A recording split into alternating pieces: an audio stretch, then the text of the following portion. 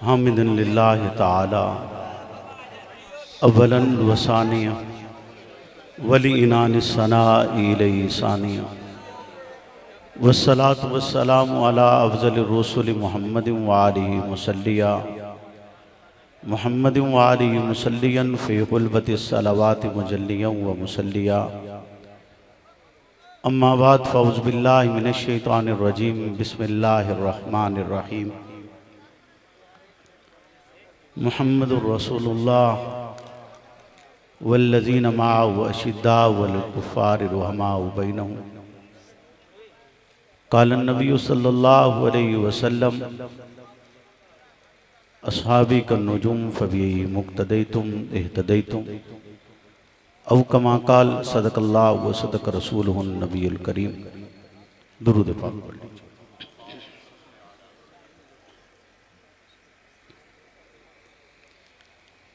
अल्लाहुम्मा सल्लि अला मुहम्मदिन मादनिल जूदि वल करम मंबइल हिल्म वल हिकम व आलिहि वसल्लम। है कमाल रुतबा मुस्तफ़ा बलगल उला कमाल ही, ये असर है उनके जमाल का कशफत दुजाब जमाल ही। किसी एक अदा की तो बात क्या हसनत जमी व खिसाल ही, वो जिसने खुदा का पता दिया सल्लु अलैहि व आलिहि। आपका हुक्म था सरकार नहीं होने दिया, खुद को किसी और का तलबगार नहीं होने दिया। एर गैरे को ठहरने की इजाजत नहीं दी, दिल को दिल रखा है बाजार नहीं होने दिया। मेरे वाजिबुल एहतराम दोस्तों, बुजुर्गों, शोरकोट और उसके गिरदो नवाज से ताल्लुक़ रखने वाले गयूर सुन्नी नौजवानों, मेरे इंतहाई काबिल एहतराम बिरादरम हज़रत क़िबला मुफ्ती सईद अरशद अल हुसैनी दामत बरकातुहुल आलिया और दीगर मोअज़्ज़िज़ीन इलाका उलमा जो स्टेज पर जलवा अफरोज़ हैं,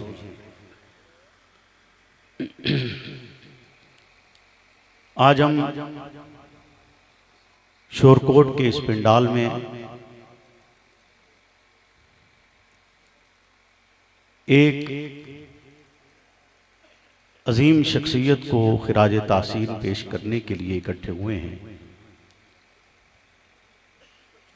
जो अब्दी हयात पाकर इमाम सुन्नी इनकलाब के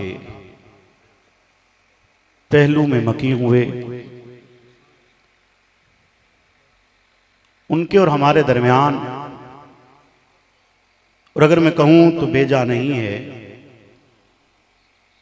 कि उनके लख्त जिगर हज़रत अल्लामा आसिफ सियाल साहब दामत बरकातुहुल आलिया और हमारे दरमियान एक ऐसा रिश्ता कायम है जिसे लफ्जों ने नहीं जोड़ा। ये अहद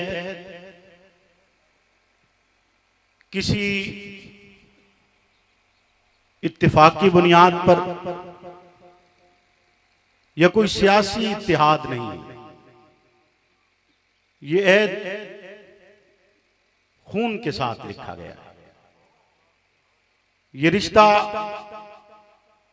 खूनी रिश्ता है कि उस राह में जिसे अजीमत की राह कहा जाता है, उसके पेशरो के नक्शे कदम पर चलते हुए जिला जंग के सालार अव्वल के तौर पर जिस फर्द ने अपना लहू दिया, आप में से बहुत से लोग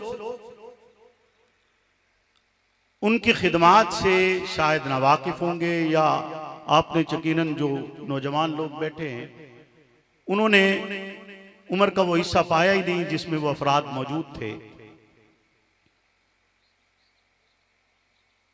और आपको इस बात का अंदाजा नहीं कि वो कितने कीमती लोग थे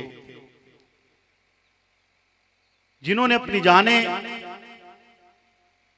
मदह असहाब रसूल सल्लल्लाहु अलैहि वसल्लम के लिए निछावर की। मैं आज इस बात पर इंतहाई मुसर्रत महसूस कर रहा हूं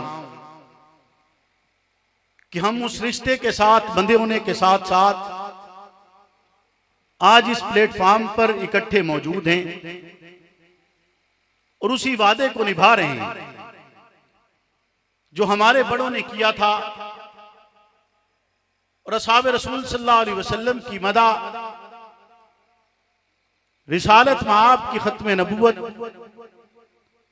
और आपके लाए हुए निजाम की आबियारी के लिए कोशाएं। खल्लाक के आलम से दुआ है कि वो इस ताल्लुक और इस रिश्ते को इसी तरह बरकरार रखे। मुझे हक और सच कहने की तौफीक अता फरमाए और हक और सच कहने के बाद मुझे और आपको उस पर अमल पैरा होने की भी तौफीक अता फरमाए।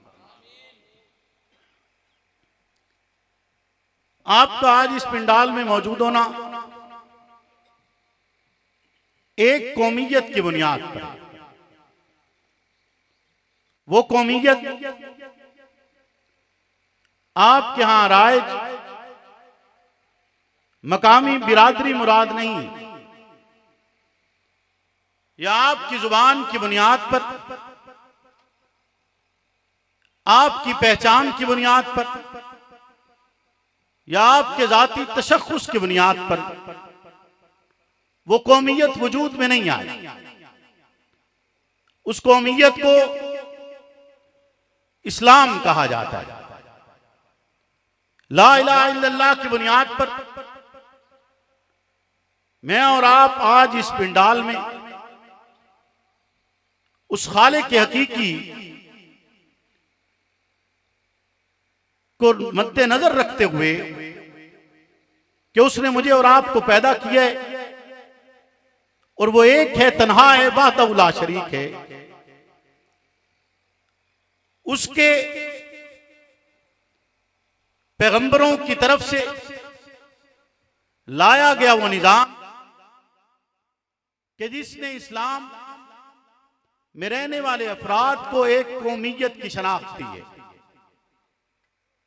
और शनाख्त भी ऐसी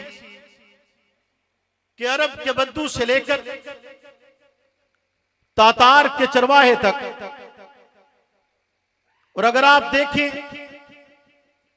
एक आम फर्द से लेकर आप कुस्तुनतुनिया के पड़े हुए तुर्क तक, या किसी अदना फर्द से लेकर हाशमी नस्ल कुरैशी तक, इस्लाम ने आपको एक कौमियत में परो दिया है कि आप ला इलाहा इल्लल्लाह की बुनियाद पर एक जिस्म की मानिद हैं और उस जिस्म के एक हिस्से को अगर तकलीफ पहुंचेगी तो पूरा वजूद उसे महसूस करेगा। पूरे वजूद का एक एक हिस्सा उस तकलीफ को महसूस करते हुए उसके हल के लिए कोशिश करेगा। मुमकिन नहीं है कि आप ला इलाहा इल्लल्लाह की बुनियाद पर खुद को मुसलमान भी कहें और आपको वादी अरब में बसने वाले मुस्लिम की तकलीफ ना हो, या आपको दीवार चीन की पुष्ट पर मौजूद मुसलमान के लिए अपने सीने में दर्द महसूस ना हो। यकीनन बतौर मुसलमान आप उस कैफियत को महसूस करते होंगे और करना भी चाहिए। इसी बुनियाद पर रिसालत में आपने इस्लाम से ताल्लुक रखने वाले अफराद को एक जिस्म मुराद दिया है या एक इमारत करार दिया है। आज के इस मुआशरे में आप इस पहलू पर भी गौर रखिए कि न सिर्फ आपका वजूद, कि आपने ये खित्ता ला इलाहा इल्लल्लाह की बुनियाद पर हासिल किए है। और इस खित्ते में बसने वाला हर एक फर्द आपने कौमियत इस्लाम को चुना है, जहां दो कौमी नजरिए की बुनियाद पर इस मुल्क को वजूद में लाया गया और यह बतलाया गया कि हम इस्लाम को कौमियत समझते हैं। ला इलाहा इल्लल्लाह की बुनियाद पर हम एक वजूद रखते हैं और उस वजूद की बुनियाद पर हम इस मुमलिकत खुदादाद में वो आइन रखते हैं जो अल्लाह और अल्लाह के रसूल के अहकामात के ताबे होगा।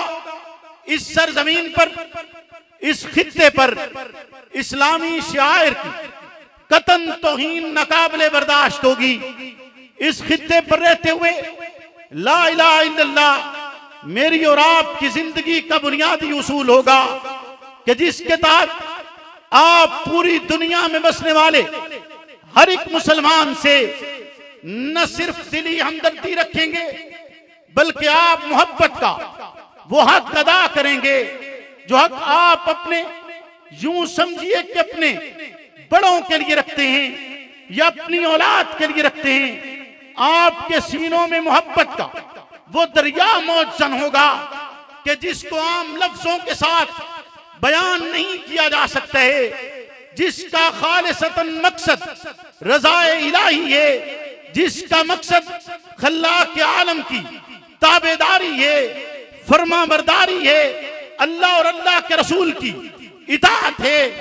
आज आप यहां पर मौजूद हैं और इस नुक्ता नजर के साथ मौजूद हैं कि आपने इस्लाम की राह में एक लहू पेश करने वाले को खिराजे तासीम पेश करने हैं। आप उस तकलीफ को यकीनन महसूस करते होंगे कि एक फर्द ने जंग की सरजमीन पर अपना लहू फकत इसलिए बहा दिया कि उसने ऐलान किया था अस्हाब रसूल की जमात मुकद्दस है। उसने ऐलान किया था मोहम्मदुर रसूलुल्लाह की मेहनत लाजवाल है। उसने ऐलान किया था कि इमाम सुन्नी इनकलाब का नजरिया, इमाम सुन्नी इनकलाब का काफ और मकसद मुर्शिद का लाया हुआ वो नजरिया कि जिसके तहत शार इस्लाम की इज्जत और तौकीर को पाकिस्तान की सरजमीन पर उसी तरह मनवाया जाए जिस तरह उनका हक समझा जाता है। अस्हाब रसूल की वो मुकद्दस जमात कि जिसने अपना तमाम तर, अपना सब कुछ मोहम्मद अरबी पर निशावर कर छोड़ा। पाकिस्तान की सरजमीन, ये खित्ता उस अजमत को तस्लीम भी करते हैं, उनसे मोहब्बत भी रखते हैं, क्योंकि आपकी कौमियत वही है जो अस्हाब रसूल की कौमियत है, जिसे इस्लाम कहा जाता है। अगर आप आज यहाँ पर इस पिंडाल में मौजूद बैठे हुए फलस्तीन और गजा के मुसलमान की तकलीफ को महसूस करते हैं, शाम के मुसलमान की तकलीफ को महसूस करते हैं, इराक के मुसलमान की तकलीफ को महसूस करते हैं, ईरान के मुसलमान की तकलीफ को महसूस करते हैं, पाकिस्तान के मुसलमान की खैबर से लेकर आप कराची तक के मुसलमान की तकलीफ को महसूस करते हैं। तो आपको एहसास, जहां आप आज इसलिए आए हैं कि इस जमीन पर बैठकर आप उस फर्द को, उस अजीम फर्द को जो वली भी है, उस फर्द को जो गैरतमंद भी है, उस फर्द को जो जुर्रतमंद भी है, उस फर्द को जिसने हुर्रियत का सबक पढ़ाया है, जिसने जान दे दी है, बच्चे यतीम करवाए हैं, आप उसे खिराजे तासीम पेश करने के लिए आए हैं। आप उसके लहू को महसूस करते हैं, उसकी तकलीफ को महसूस करते हैं, उसके दर्द को महसूस करते हैं। आज 15 जून, जिस 15 जून को जंग की सरजमीन पर मुख्तार सियाल का लहू बहाया गया था, आप उस दर्द को बतौर मुस्लिम तस्लीम करते हैं। उसी तरह मैं और आप उस लहू को भी तस्लीम करते हैं जो 18 जिलहज्जा को मदीना की सरजमीन पर रोज़ा रसूल के सामने गुंबदे खजरा के साए के अंदर सबाई लश्कर की उस बेरारवी के नतीजा में बहाया गया, जिसने आलम इस्लाम का वो अजीम नुकसान किया है, आलम इस्लाम को वो तकलीफ पहुंचाई है जो तकलीफ कयामत के दिन तक जारी रहे। नारे तकबीर, ताजदारे खत्म नबूवत अजमत सहाबा, शहादत सैयदना उस्मान बिन अफ़्फ़ान, शहादत सैयदना उस्मान बिन अफ़्फ़ान, शहीद नामूस सहाबा मौलाना मुख्तार सियाल। पाकिस्तान का मतलब क्या? पाकिस्तान का मतलब क्या? फलस्तीनियों से रिश्ता क्या? पीर मौलाना मसरूर नवाज, नारे तकबीर। 15 जून को जहां आप तकलीफ महसूस करते हुए यहां तक आए, आप खिराज तासीन पेश करने के लिए आए, आप उनके लख्ते जिगर को ये एहसास दिलाने आए हैं कि अगरचे आपने इस काज के लिए अपना लहू दिया, पर हमने आपको तन्हा नहीं छोड़ा है। हम आपके साथ खड़े, आपकी उस कुर्बानी को तस्लीम करते हैं। वहीं पर आज हम उस अजीम फर्द को भी खिराज तासीन पेश करते हैं। मैं आपसे अगर एक लम्हे के लिए एक सवाल पूछूं तो आप उस पर बुरा तो महसूस नहीं करेंगे? जी, बुरा तो महसूस नहीं करेंगे। आप बता सकते हैं कि उस्मान बिन अफ़्फ़ान के जमाने के अंदर सबसे बड़ा फकीह कौन था? आप बता सकते हैं कि सबसे बड़ा फकीह कौन था? उस्मान बिन अफ़्फ़ान के जमाने में सबसे बड़ा फकीह कौन था? आप बता सकते हैं कि उस्मान बिन अफ़्फ़ान के जमाने में सबसे बड़ा हाफिज कौन था?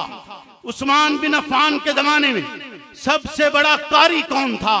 उस्मान बिन अफ़्फ़ान के जमाने में सबसे बड़ा मुफस्सिर कौन था कि जिसने कुरान की तशरीह भी की हो, उसके इशारे भी बतलाए हों, उसके मानी भी बतलाए हों, उसका शान नुज़ूल भी बतलाया हो, ये भी बयान किया हो कि इस सूरत मुबारक को खल्लाक़ के आलम ने जिस लम्हे में उतारा, पैगंबर ने इसका ये मकसद बयान किए है। इस माना के तौर पर इस किताब खुदा को इन इशारात के साथ खालिक ने नाजिल किए है, इन अहकामात के साथ खल्लाक़ के आलम ने इसे उतारे है। आप कुरान पढ़ते हैं, कुरान पढ़ते हुए आप में कारी और हाफिज मौजूद है, वो इस मतलब को समझते हैं कि कुरान में एक हिस्सा आता है जिसे रुकू कहा जाता है।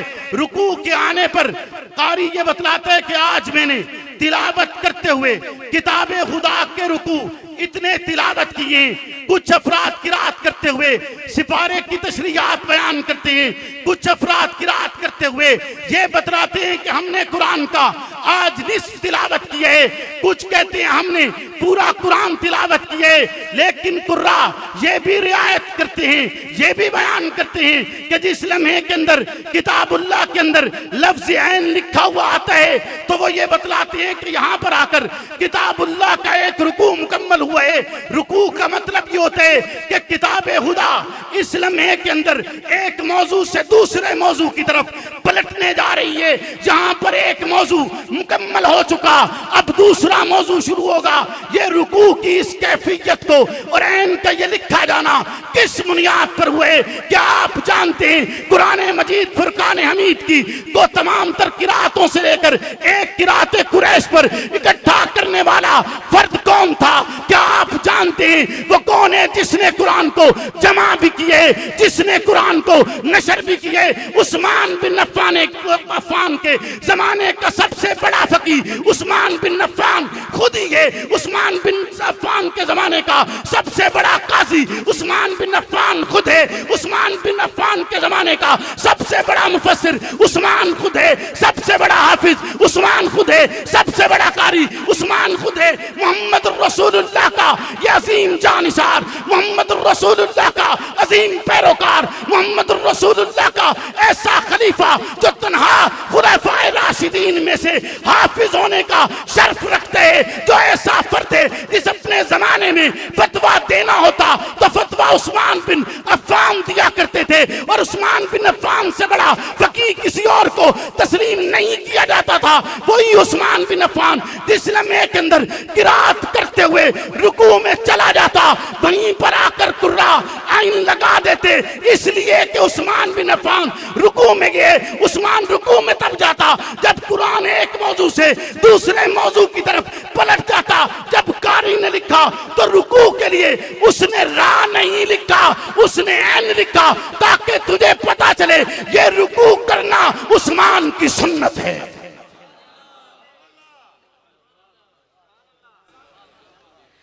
ये रुकू करना, बोलिए ना, ये रुकू करना किसकी सुन्नत है?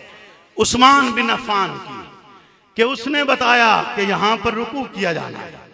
यहां मौजू बदल रहा है, यहां मौजू, बोलिए ना, यहां मौजू बदल रहा है, यहां कैफियत तब्दील हो रही है।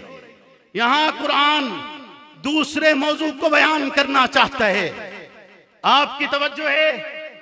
बोले ना, तवज्जो है?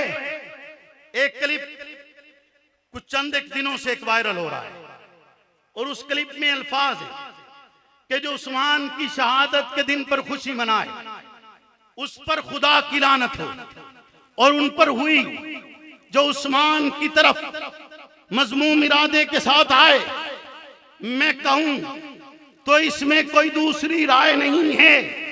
ला शायब रेब, जो उस्मान की तरफ मजमूम इरादे से आया उस पर खुदा की लानत है। क्यों ना हो, ये महज जज्बाती गुफ्तगू है। आपने हो सकता है इसका एक हिस्सा समाअत किया होगा और इसे जज्बाती गुफ्तगू पर या मोहब्बत पर मामूल करके आप उसे स्क्रॉल कर चुके होंगे, आगे बढ़ गए होंगे। आपने इसे समझा होगा शायद खतीबाना अंदाज है, शायद ये इसलिए था कि इनका मकसद था कि लोग यही समझे कि ये लानते भेजते रहते हैं। नहीं, कतन ऐसा नहीं है। मैं आपसे पूछना चाहता हूं, आप बतलाइए, जिसने रब के खलीफा का इनकार किया उस पर रब की लानत नहीं हुई? अगर रब के खलीफा का इनकार करना लानत का मुस्तहिक ठहरता है तो मोहम्मद रसूलुल्लाह के खलीफा का इनकार करना लानत का मुस्तहिक क्यों नहीं ठहरता? जिसने कुरान जमा किया हो उसका दुश्मन लानत का मुस्तहिक क्यों नहीं ठहरता? जिसने कुरान नशर किया हो उसका मुनकिर और उसका दुश्मन लानत का मुस्तहिक क्यों नहीं ठहरता? जिसने सारी उम्मत को एक किरात पर इकट्ठा किया हो उसका दुश्मन लानत का मुस्तहिक क्यों नहीं ठहरता? आप बतलाइए ना, आप बयान कीजिए। जिसने कुरान की ऐसी तशरीह की हो, जिसने बतलाया हो कि कुरान के इन हिस्सों को तुमने इस तरह जोड़ने, आज तक जिस तरतीब पर पूरी उम्मत तिलावत कर रही है सूरत फातिहा से लेकर बन्नास तक, इसको तरतीब उस्मानी कहा जाता है। ये तरतीब उस्मान ने दी है, मोहम्मद रसूलुल्लाह के हुक्म के मुताबिक दी है, रिसालत माब के पैगाम के मुताबिक दी है, आपके हुक्म के मुताबिक दी कि रिसालत माब इस आलम में बैठे हैं। जरा तवज्जो कीजिएगा कि आपकी पुश्त मुबारक अम्मी आयशा सिद्दीका के साथ लगी हुई है, रब का कुरान उतरता है। जरा तवज्जो कर, वही इलाही उतर रही है, मोहम्मद अपने हुजरे में मौजूद है, आपकी पुश्त अम्मी आयशा सिद्दीका से जुड़ी हुई है, रब का कुरान उतर रहा है, वही इलाही उतर रही है। मोहम्मद कहते हैं या हुसैन, उस्मान को मोहब्बत से रिसालत माब हुसैन कहकर मुखातिब करके कहते हैं या हुसैन इसे लिखो ना। मोहम्मद रसूलुल्लाह जब वही इलाही लिखवाते, पहला हाथ जिसने रब की उस वही को लिखा वो हाथ उस्मान बिन अफ़्फ़ान का है।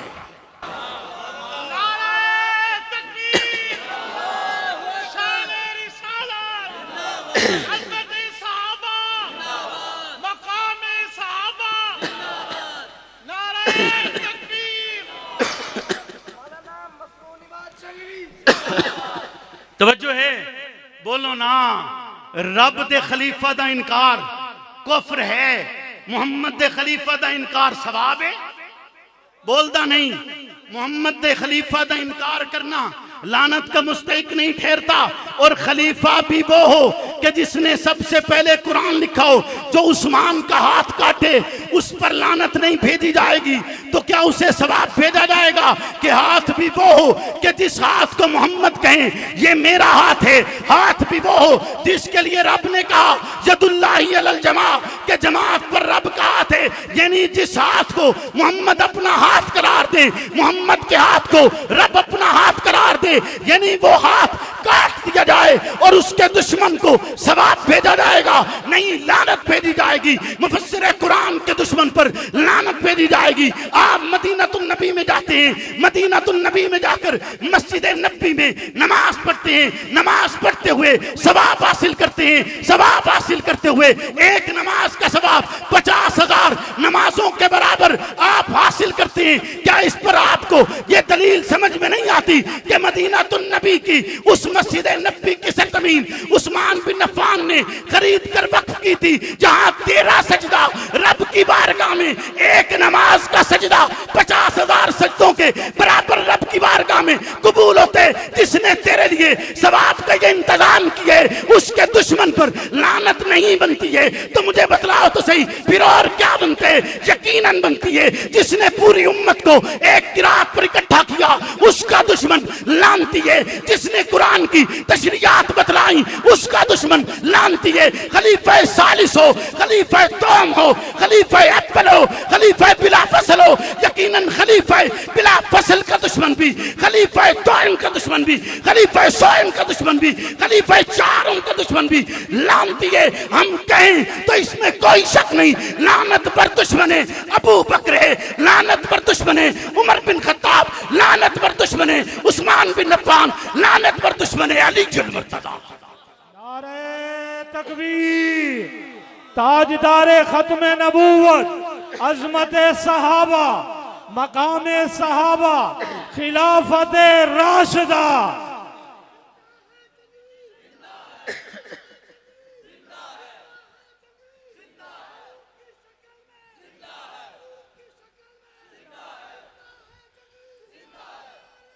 और ये जज्बाती गुफ्तगू नहीं है, ये जज्बाती गुफ्तगू नहीं है, दलाइल पर मबनी है।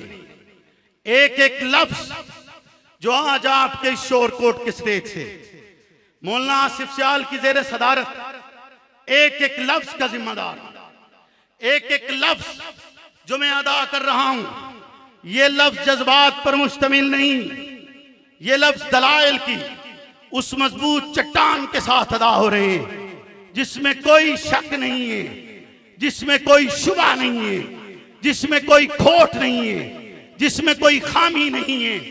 जमाना हो अबू बकर का, तवज्जो है, जमाना है अबू बकर का, कहत पड़ जाए अबू बकर कहें कि कल तुम्हारे लिए आसानी हो जाएगी। मदीनातुन नबी है, कहत का आलम है। अबू बकर से कहा जा रहा है कि अबू बकर हालात बड़े सख्त हैं। अबू बकर कहें कल तुम्हारे लिए आसानी हो जाएगी। और अगले दिन 1000 ऊंटों का काफिला मदीना की सरजमीन पर दाखिल हो और वो आए और सारे का सारा सदका कर दिया जाए और सदका करे उस्मान बिन अफ़्फ़ान। जरा तवज्जो करनी है, जमाना है अबू बकर का, जमाना है अबू बकर का, खलीफतुर रसूल का, खलीफा बिला फसल का, अबू बकर सिद्दीक का, जमाना है अबू बकर का। सदके माल आया है उस्मान बिन अफ़्फ़ान का। उस्मान बिन अफ़्फ़ान वो माल खर्च करते हैं, रात को सोते हैं। अब्दुल्ला इब्न अब्बास ख्वाब में आते हैं, मुहम्मदुर रसूलुल्लाह, जरा तवज्जो कर, जमाना अबू बकर का, माल सदका किए उस्मान बिन अफ़्फ़ान ने। ख्वाब आए हैं अब्दुल्ला इब्न अब्बास को, मोहम्मद अरबी तशरीफ ला रहे हैं, आपने नूर का लिबास पहना हुआ है, आपके हाथ में नूर की छड़ी है, आपके पांव के अंदर जूते के तस्मे नूर के हैं। अब्दुल्ला इब्न अब्बास सवाल करते हैं आका कहां जा रहे हैं? आका कहते हैं कि मैं जन्नत में जा रहा हूं। किस लिए जा रहा हूं? जरा तवज्जो कर, जमाना अबू बकर का, माल सदका किया उस्मान बिन अफ़्फ़ान ने। ख्वाब आया अब्दुल्ला इब्न अब्बास को, ख्वाब में आते हैं आका मुहम्मदुर रसूलुल्लाह, तेरे और मेरे कल्बो जिगर के मकी, तेरी और मेरी जात जिस पर फिदा कर दी जाए, माज तेरी और मेरी जात नहीं, फिदा का अबी बउम्मी, वो जात तशरीफ ला रही है। अब्दुल्ला इब्न अब्बास कहते हैं आका कहां तशरीफ ले जा रहे हैं? आका कहते हैं मैं जन्नत में जा रहा हूं। क्यों जा रहे हैं? वहां रब ने एक दुल्हन तैयार की है, उस दुल्हन का निकाह उस्मान बिन अफ़्फ़ान से होगा। क्यों होगा? कि उसने 1000 ऊंटों का सदका दिया है।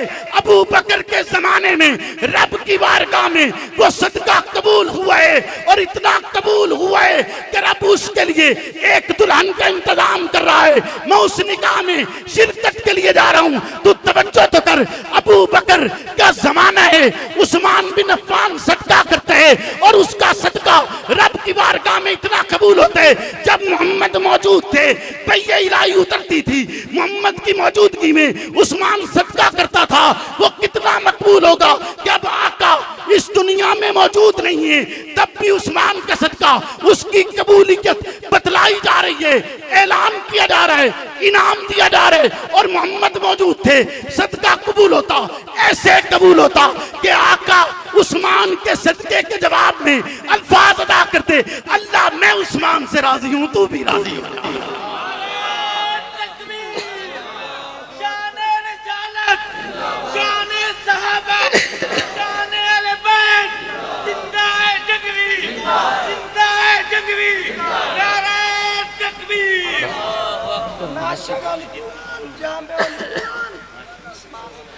तो जो है बोलो ना भाई, मैं देर तो नहीं कर रहा, लंबा तो नहीं ले जा रहा जी। फजर तो हो गई है, रात बच्ची तक आई, बच्ची तक कोई नहीं जी। तवज्जो है, बस आखिरी गल करता पे गल मैं मुकाबल लगा। तवज्जो है, ओ बोलो तो चा, बोलो तो चा। हुण तुहानू लगता है भी जेड़े लानत दे अल्फाज तुसां चुको जो लोग सुने हो सन, वो क्या जज्बात ते मबनी हैं? बोलो ना, जज्बात ते मबनी हैं? जज्बात ते मबनी तो नहीं ना, दलील ते मबनी है। और याद रखे हमेशा हक पर वही लोग होते हैं जो बात करें उसकी दलील भी रखते हो, जो बात करें उसकी दलील भी रखते हो। और दलील जाती बुनियाद पर नहीं, अकली बुनियादों पर नहीं। अगर मैं अकली बुनियादों पर, माज अकली बुनियादों पर उस्मान बिन अफ़्फ़ान की मदा और तारीफ करना शुरू करूं, आपकी ये एक रात उसके लिए काफी नहीं है कि अकल की बुनियाद पर भी उस्मान के दुश्मन पर लानत बनती है। दीन और शरीयत के बुनियाद पर तो बनती ही बनती है, अकल की बुनियाद पर भी लानत बनती है। कि मुमकिन नहीं है रब के खलीफा का इनकार रांदा दरगाह हो और मोहम्मद के खलीफा का इनकार को सीने से लगाया जाए, मुमकिन तो नहीं है ना। आका ने खुद बताया है कि मेरी ये शरीयत और उसके बाद खिलाफत इतने जमाने तक चलेगी। उस्मान बिन अफ़्फ़ान वो फर्द है, वो अजीम फर्द है। आपकी ज़ौजियत में मोहम्मद अरबी की लख्ते जिगर है, और जब वो वफात पाती हैं, आका तशरीफ लाते हैं। आका तशरीफ लाकर कहते हैं कि उस्मान आज तुम परेशान हो। उस्मान जवाब में कहते हैं कि आका मेरे और आपके दरमियान एक दमादी की निस्बत थी, आज वो निस्बत खत्म हो गई है। तो जवाब में रिसालत में आप कहते हैं, कहते कैसे हैं? ऐसे ही कहते हैं जैसे हुजूर ने कहा होगा ज़ालिकल किताबुल ला रैब फीह। ऐसे ही कहते हैं जैसे हुजूर ने रब का कुरान पढ़ पढ़ कर सुनाया और उसे लिखवाया। हुजूर कहते हैं कि जिब्रील आया है, वही इलाही लाया है। वही इलाही का मतलब रब का पैगाम है, अगरचे उसे कुरान का हिस्सा बनाया जाए या ना बनाया जाए, वही इलाही लेकर आए।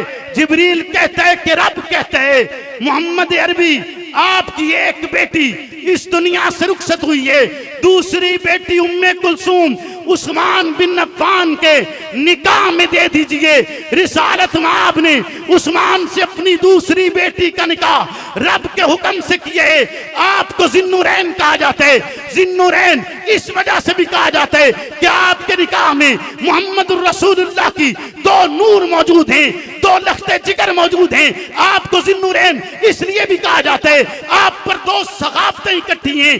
एक सखावत इस्लाम से कबल की, एक सखावत इस्लाम के बाद की। आपको जिन्नुरैन कहा जाता है, इसलिए भी कहा जाता है कि आप पर दो हिजरतें इकट्ठी हैं। एक हिजरत हबशा की तरफ की है, एक हिजरत मदीनतुर रसूल की तरफ है। उस्मान बिन अफ़्फ़ान वो अजीम फर्द है। अम्मी आयशा सिद्दीका कहती हैं, हुजूर घर तशरीफ लाए, आका ने पूछा आज घर में कुछ पका है? जवाब दिया 4 दिन हो गए आले मोहम्मद पर कुछ नहीं पका, आले मोहम्मद ने कुछ नहीं खाया। जवाबन रिसालत बाप मस्जिद की तरफ जाते हैं, सर पर सजूद होते हैं। इसी लम्हे में उस्मान घर आता है, दरवाजा खटखटाता है, दरवाजा खटखटा के अम्मी आयशा से इजाजत तलब करता है।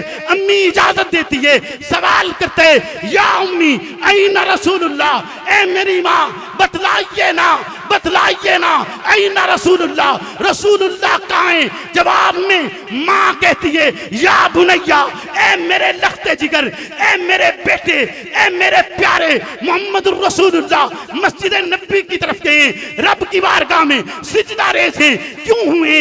जवाब मिलता है 4 दिन से आले मोहम्मद ने खाया कुछ नहीं है, 4 दिन से आले मोहम्मद पर कुछ पका नहीं है। जवाबन उस्मान बिन अफ़्फ़ान रोते चले जाते हैं, घर जाते हैं, कई ऊंट भरकर माल के, कई ऊंट भरकर खजूरों के, कई ऊंट भरकर बकरों के लाकर निशावर करते हैं। फिर वापस जाते हैं, बुना हुआ गोश्त लाते हैं, रोटियां लाते हैं, रख कर कहते हैं कि आप तनावुल कर लीजिए, हुजूर तशरीफ लाएं, उन्हें भी दे दीजिए।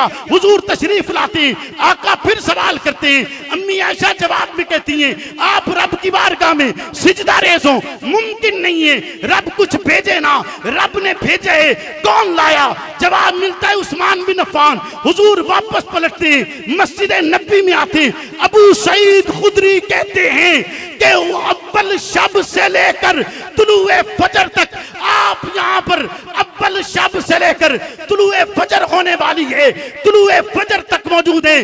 जरा तवज्जो कीजिएगा, अव्वल शब से लेकर तुलुए फजर तक। अबू सईद कहते मोहम्मद रसूलुल्लाह के नुत्के मासूम से एक ही अल्फाज निकले, ए अल्लाह मैं उस्मान से राजी हूं, तू भी राजी।